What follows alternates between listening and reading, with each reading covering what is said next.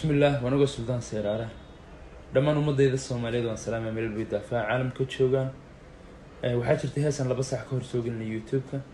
تاسو dadkayga Soomaaliyeed ay iga soo weydiiyeen su'aalo kala duwan marka waxaan rabaa inaan su'aalaha jawaabahooda u shaaciyo heeska waxaa qoray abwan aqliyare aqalka Muqdisho waxayna ku timid qisar run ah wiil iyo gabadh isjeclaa yaa la isu diido labadooda family ay isu diideen arrin qabiil ku saabsan awgii inagu haddaan Soomaaliyahay qabiil iyo cunsuriyeenka ma dhamaano